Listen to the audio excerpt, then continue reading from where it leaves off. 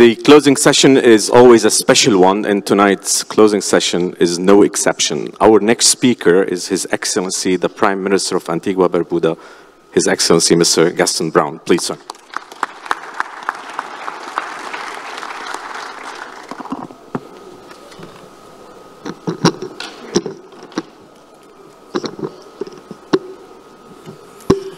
Thank you very much, Excellency. Distinguished ladies and gentlemen, all protocols observed. I'm delighted to be invited to give closing remarks at this very important MEDays forum here in Tanger, beautiful Morocco. I would like to congratulate His Majesty King Mohammed VI for his leadership and the major diplomatic triumphs that Morocco has achieved in regard to the Saharan issue. Antigua and Barbuda continues to stand firmly in support of the Moroccan autonomy plan as the only plausible solution. Today, we live in a world characterized by crises, which incidentally are virtually all man-made. They include, but are not limited to, global injustices and inequity, political instability, terrorism, financial crimes, refugee crisis, climate change, and the pandemics of wars and disease.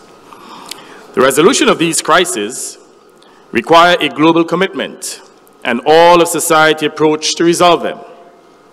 Resolving these crises require a form of creative destruction to replace these perennial crises, that is the old order, with new innovative approaches, the new order, that will result in a more just, equitable, peaceful, and sustainable global civilization. A new world order would require greater global collaboration and cooperation among all states, with the institutionalization of socioeconomic policies that are fair and equitable, providing for a more equitable distribution of wealth and to significantly reduce or eliminate injustices to include poverty. There are sufficient resources on the planet to support the achievement of global sustainable development. Instead, those resources are unevenly distributed to support profligacy and to fund senseless wars and conflicts. My articulation so far may sound utopic, perhaps misplaced, or even unimaginable. I can assure you, though, that I do not have my feet firmly planted in the skies. However, I do not believe that we should limit our human ambition and endeavors for a better world. Our world is fast becoming a hell for many. Why can't we work collectively to make it a heaven for all? I'm sure we can.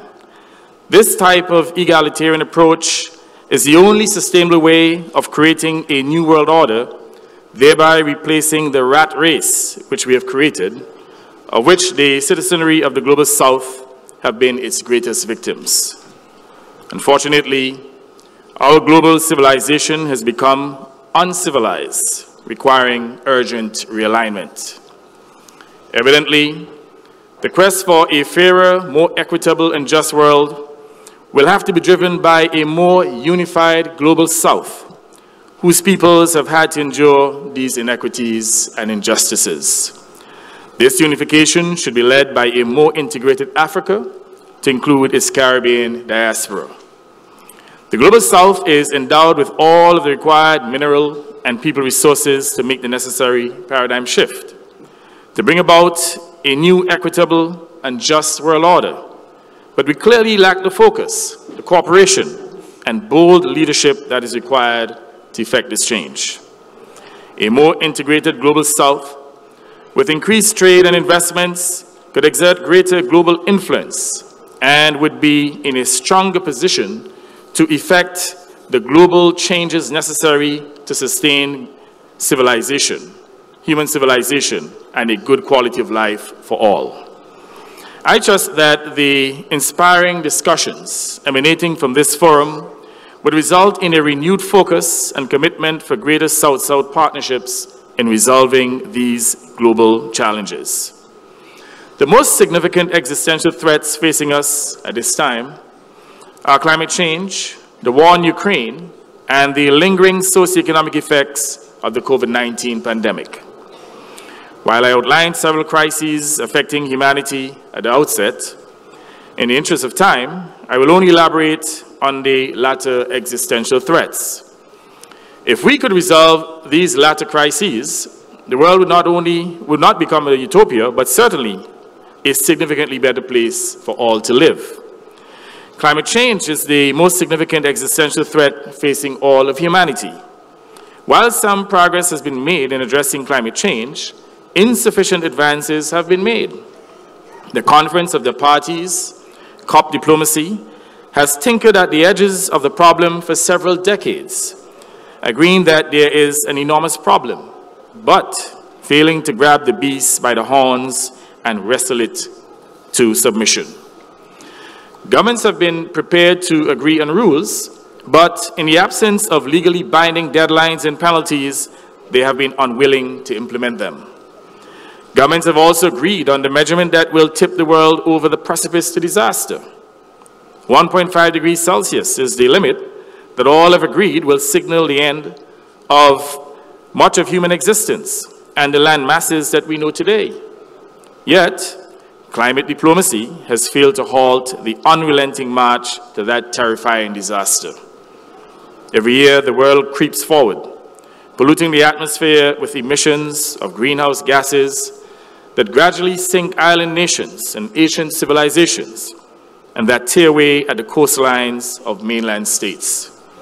The global community is now on course to reach and exceed that cataclysmic barrier of 1.5 degrees Celsius. Extreme storms, droughts, and floods are already occurring more rapidly and with great intensity in every part of the world, threatening the survival of many countries, especially SIDS. Undoubtedly, the rich countries will last longer. And they will last longer because they can buy the technology and build the walls and barriers to defend against the impact of climate change. But they will exist in a planet of countries stripped of their habitats and biological riches, a scorched and depleted world which will cause new tensions, new fears, new wars, and certainly new lawlessness.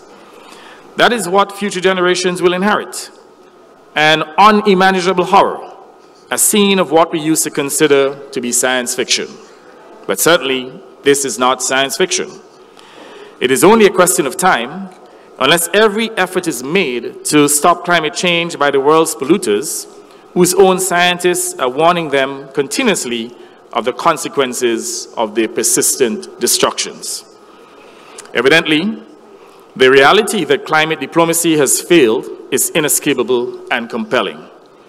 This requires the global South, especially small island states that have been hapless victims of climate change, to up the ante in fighting for the protection of our planet and human civilization. We have no choice but to join in this collective effort.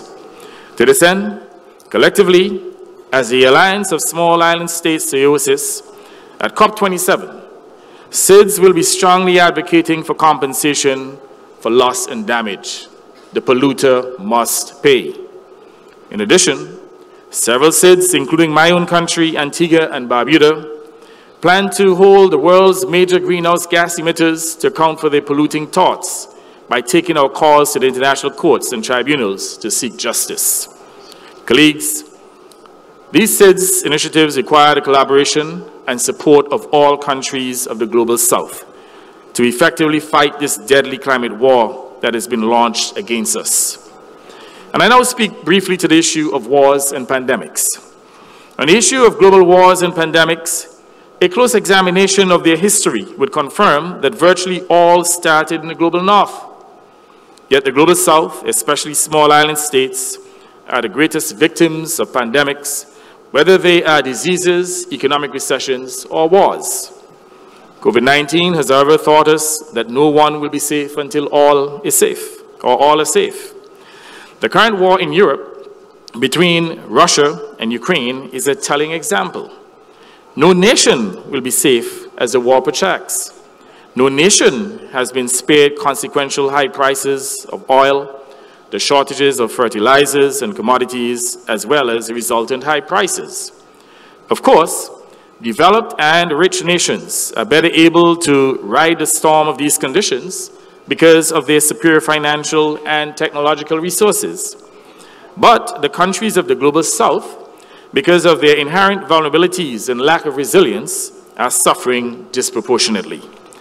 This is compounded by the fact that they were already struggling economically because of the COVID-19 pandemic and are less able to cope. Not only have their peoples faced the high cost of imported inflation, but they have also had to incur increased borrowings to plug the hole of significantly reduced revenues caused by the global lockdowns and logistical disruptions of both COVID-19 and the war on Ukraine. A world plagued by war is no safer or secure than a world paralyzed by disease. Such a world creates economic instability and reversal of economic growth that we have all endured in the past few years. In turn, political stability is thrown into disorder within nations and between them. The struggle for scarce resources produces further tensions and conflicts, depriving nations of the peace and tranquility that encourages socioeconomic investments, tourism, and international cooperation. Vital official assistance required for development of poor and vulnerable states is directed at supplying expensive weapons and military support to one or other protagonists in conflicts. And we all well know that when these conflicts end, development assistance will again be sacrificed for the cause of rebuilding war-torn states. That is the reality that we have to deal with. The latter will happen particularly because the rebuilding will have to take place in Europe, which is part of the global north. I do not make the latter statement as a racist observation. I make it simply because it is true. There is a built-in position in the international financial and developmental institutions and in the international money markets that places a higher priority on safeguarding the well-being of Europe than is accorded to any developing region. So in terms of which order is in chaos, it is certainly not the order that has prevailed since 1947 that gives priority to the development of rich nations over poor and vulnerable ones. Whatever the thinking that underlines that bias, it appears to remain alive and well. This prevailing inequity calls for greater South-South cooperation in the creation of a new world order to restore justice and equity, peace, and tranquility. Let us therefore continue to heighten our collaboration and further integrate as we pursue the path of global peace and international cooperation. We must persist in demanding a new order for a peaceful and equitable world. No voice must be silent in proclaiming this message, and all should repeat it loudly and frequently until it is heard. I thank you.